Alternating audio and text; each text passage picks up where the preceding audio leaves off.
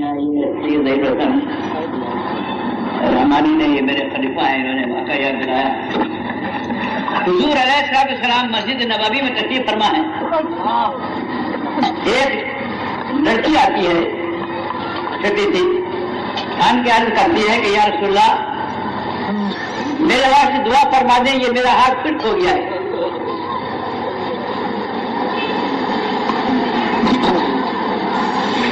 حضور فرماتے ہیں کہ ہاتھ تیرا کیسے خشک ہوا؟ کہا میں نے ایک خواب دیکھا تھا۔ کہا پہلے وہ اپنا خواب بیان کرو پھر ہم دعا کریں گے۔ لڑکی نے کہا کہ مجھے بڑی چاہت تھی کہ میں اپنے والدین کو دیکھوں کہ ان کا کیا حشر ہوا۔ ایک روز آڑا کے خواب میں نے دیکھا کہ میں ایسے مقام پر ہوں، یعنی عرش پر ہوں، اور میرے والد جو ہیں، میرے والد ماں جی، وہ آب کوثر کے قریب ہیں، آب کوثر میں سے جام بھر بھر کے لوگوں کو دے رہے ہیں۔ میں نے جب آپ کو یہ دیکھا کہ اس مقام پر ہیں تو میں نے کہا ابا آپ تو سب کو پلا رہے ہیں،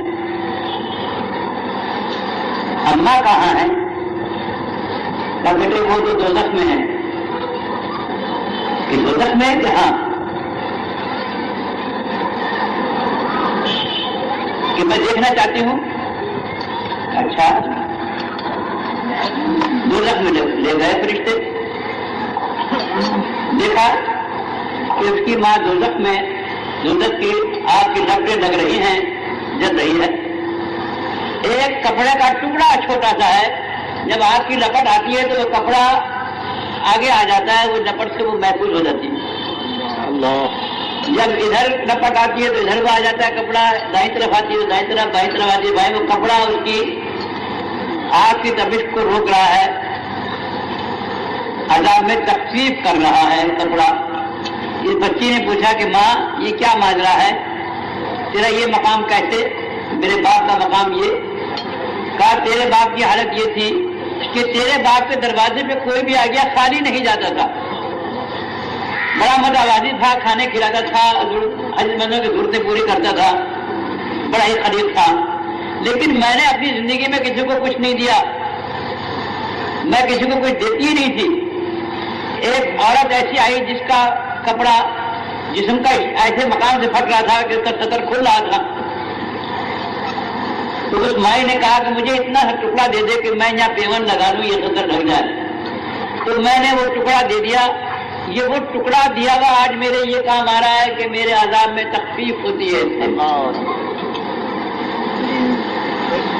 اے بیٹی تیرا باپ کہا ہے؟ نے کہا وہ تو بھر بھر کے جام پلا رہا ہے۔ کہا میں بہت پیاسی ہوں، ایک جام میرے واسطے اپنے باپ سے لیا۔ یہ ماں کی محبت میں باپ کے پاس آن کے انتظار کی کہ ابا اماں کے لیے ایک جام دے دیجیے شربت کا جو آپ پلا رہے ہیں۔ میں کہا بیٹی یہ دوستیوں کے لیے دینے کا حکم نہیں ہے، یہ جنتیوں کے لیے ہے۔ وہ بچی رونے لگی کہ ابا دنیا میں تو اماں سے ایسی محبت کرتے تھے، آج ایک جام دیتے ہوئے آپ کو کیا ہو گیا؟ بچی کے رونے پر آپ نے جام دے دیا۔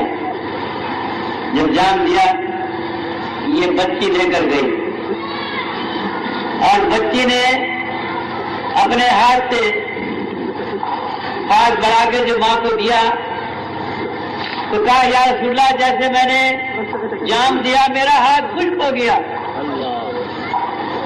اسی وقت سے یا رسول اللہ میرا یہ ہاتھ خشک ہے، آپ میرے ہاتھ کو درست کر دیجیے، دعا فرما دیجیے۔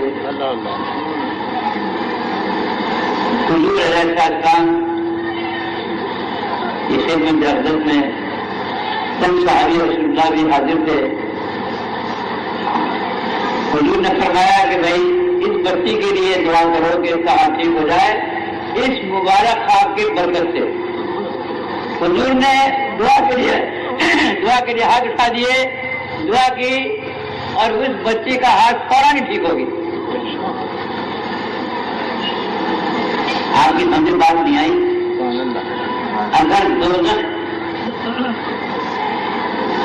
کے لیے चिंगारी अगर दुनिया में आ जाए तो सारी दुनिया को फूंक दे। इस कदर तेज आग है, इस कदर तेज आग का कि लपट लगी हुई, ये सेंक लगा हुआ, कोई बच्ची का हाथ खुश्क हुआ तो दुनिया में कोई मिसाल को दुरुस्त करने वाला नहीं था सिवाय मुस्तफा के, सिवाय महबूब रब्बुल आलमीन के। ये आप ही की ज़ात पाक थी जो उसके हाथ को, खुश्क हाथ को दुरुस्त कर दिया। कैसे रहमतुल आलमीन है, लाखों उन पर सलाम और लाखों उन पर दरूद, हर वक्त उन पर दरूद और सलाम हम जिस कदर भी भेजें। ऐ अजीज मन कम है, मैं सच कहता हूँ कि ये मिलाद जो आप कर रहे हैं, यकीन मानिए कि मेरी सरकार ये खुद सुनते हैं, उनके सब कुछ इल्म है कि ये कौन क्या कहता है और क्या कह रहा है। हमारा ईमान है कि ये मिलाद मकबूल है और पसंद आ गया। कबूलियत की यह अलामत है कि हर साल हम ये मिलाद करते हैं और ऐसे ही इज्तिमा होता है और ऐसे ही लंगर होता है।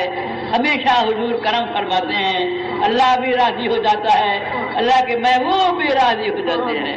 अल्लाह ताला हमें सबको अमल की तौफीक अता फरमाए। वमा तौफीकी इल्ला बिल्लाह वमा अलैना इल्लल बलाग।